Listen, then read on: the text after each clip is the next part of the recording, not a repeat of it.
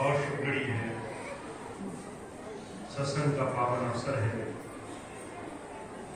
हम सब लोग बहुत सारे काम पीछे छोड़ करके आज इस समय को अपने गुरु की याद में, अपने गुरु की शिक्षाओं को जीवन में उतारने के संकल्प को लेकर के यहाँ बैठे हुए हैं। हमारे जीवन में गुरु कैसे हमारे जीवन का आधार बने, कैसे हम अपने जीवन में गुरु को हर वक्त हर घड़ी अपने जीवन में अनुसंग रख सकें। ऐसी कोई एक बात हमारे जीवन में आ जाए, ये बात जानना ये सत्संग का सबसे महत्वपूर्ण बिंदु होना चाहिए। आपको आज जो मौका मिला है, ये आपको कैसे आपके जीवन में हमेशा मिलता रहे। जब जब संत महापुरुष आए हैं, उन्होंने हमारे जीवन में हमारा आत्मस्वरूप, हमारा अपना खुद का जीवन बदल जाए, इस बात की तरफ उन्होंने बड़ा प्रयास किया है। जो हम पाना चाहते हैं और जो हम हैं, इसके बीच में जो भेद है वो भेद मिट जाए। अगर आपके अंदर बहुत सारी संसार की चीजों को देखने परखने के बाद कुछ इच्छाएं बनी है कि मेरा जीवन बेहतर होना चाहिए, तो उसके लिए हम ऐसा क्या करेंगे कि हमारे जीवन में हम उस लक्ष्य तक पहुंच सके। महाराज जी के जीवन की कुछ एक दो बात मैं आपके सामने रखने की कोशिश करूंगा। हालांकि इस वर्ष का ये आखिरी समय चल रहा है, 2-3 दिन और है 2024 के अंत होने में, नया वर्ष शुरू होगा। जब नया वर्ष शुरू होता है तो समाज में बहुत से लोग अचानक नए साल को नई शुरुआत मान लेते हैं। आपने सुना भी होगा, आपके चारों तरफ लोग कहेंगे नया साल शुरू होने वाला है, कुछ नए संकल्प लीजिए, कुछ नई बात धारण कर लीजिए। पुराने साल से हमने क्या सीखा? पुराने साल में कुछ त्रुटियां हुई होंगी जो हम नहीं दोहराना चाहते, कुछ अच्छी चीजें रही होंगी जो हमने करी और उससे हमें लाभ मिला तो हम और बढ़ाना चाहते हैं। कई बार लोग अपने जीवन में अपने समय को कुछ इस दृष्टि से देखते हैं कि वो समय सालों में, महीनों में, हफ्तों में बटा हुआ है, और उस लिहाज से लोग अपने जीवन का आकलन करते हैं, थोड़ा सेल्फ इंट्रोस्पेक्शन करते हैं। दुनिया तो हमें नहीं सिखाएगी, हम खुद से क्या सीख पा रहे हैं। हुजूर एक दो बात कहा करते थे जो हमारे सत्संग समाज में, प्रेमियों में, जो प्रभु की भक्ति की आशा रखते हैं जीवन में, उनके जीवन का मूलभूत आधार होनी चाहिए। कल मैंने एक छोटी सी बात कही थी, आज मैं उसी के परिप्रेक्ष्य में कुछ आपसे बोलूंगा। कल एक छोटी सी बात मैंने कही थी, अगर आप अपने जीवन में कुछ पाना चाहते हो तो आपके भाव से कुछ नहीं होगा। आपका भाव बहुत अच्छा है, आपका मन बहुत बना हुआ है, तो ये सिर्फ एकमात्र तरीका नहीं है आपको अपने लक्ष्य तक पहुंचाने का।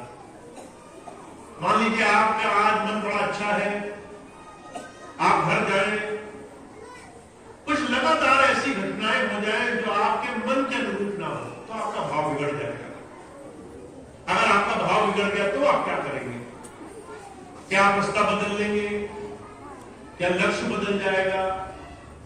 क्या जीवन में जो अभी तक किया वो सारी चीजें एक किनारे फेंक देंगे? अभी मुझे एक बहन जी मिली। कई बार हमारे जीवन में बहुत सी ऐसी घटनाएं आती हैं जिससे हम सोचने पर मजबूर हो जाते हैं। एक बहन जी मिली, कहने लगी बच्चे का जन्मदिन है और जन्मदिन से कुछ ही दिन पहले इसको चोट लग जाती है। कहीं ऐसा तो नहीं कि मैं जो जन्मदिन मनाती हूं उसकी वजह से कुछ तकलीफ होती है। हमारे जीवन में जाने अनजाने कई ऐसी घटनाएं होंगी जिन घटनाओं पर हमारा बस नहीं होगा। क्या क्या ऐसी घटनाएं हमारे भाव को बदल देंगी? और अगर आप अपने अंदर गौर से देखें तो समय हिसाब से कई बार हमारा भाव बदलता है। हमारे काम बने तो हम कहेंगे स्वामी जी की दया है, काम नहीं बने अगर कई बार हमारे काम बिगड़ते चले गए तो मन में अभाव आता है। सिर्फ भाव हमारे जीवन में भक्ति नहीं कराता। महाराज जी कहा करते थे, अगर आप अपने जीवन को झांक कर देखें तो आपकी आदतें आपके जीवन में आपको आगे ले जाती हैं। आपकी आदत वो आदत है जो आपको सोचे समझे बगैर किसी काम को करने के लिए आगे बढ़ा दे। आप अपनी दिनचर्या देखिए, आपकी जो आदत है वो आपके बिना सोचे समझे ही काम करेगी। अगर आपकी आदत है कि मैं सुबह 5 बजे उठता हूं, आप रात को कितनी देर से सोइए, सुबह आंख उसी समय के आसपास खुलनी शुरू हो जाएगी।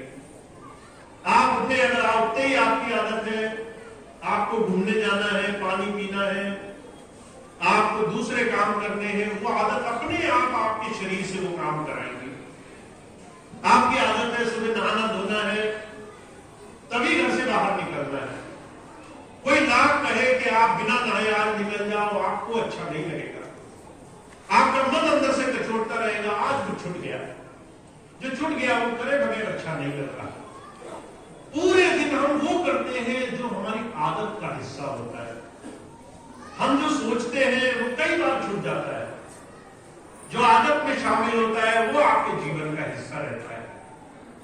इसलिए महाराज जी कहा करते थे, create your habits and your habits will make you. अपनी आदतें बनाओ, नई आदतें डालो। भजन नहीं करना आता है, इसको आदत बनाओ। गुरु की याद करना नहीं आता है, इसको आदत बनाओ। सेवा नहीं आती है, किसी को देने से पहले मन बुद्धि 10 बार सवाल खड़े कर देती है, अच्छा होगा बुरा होगा, बिना सोचे समझे आदत बनाओ। किसी से मीठा बोलना, विनम्र बोलना, इसमें 10 बार बुद्धि तक जवाब देती है, ये तो बुरा है अच्छा है, इससे क्यों मीठा बोलो। बिना सोचे समझे आदत बनाओ।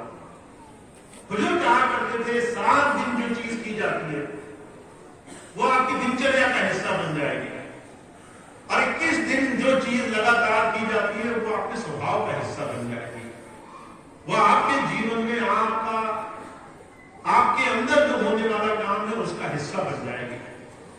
अब ये आदतें हम कौन सी अपनाएं जिससे हमारे गुरु की भक्ति हमारे जीवन में शामिल हो। तो मैं छोटी सी चीज आज आपके सामने आपको समझाने की कोशिश करूंगा।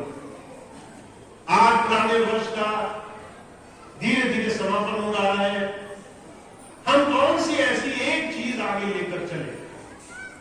एक चीज जो मैं आपको बता सकता हूं, क्या बता सकता हूं।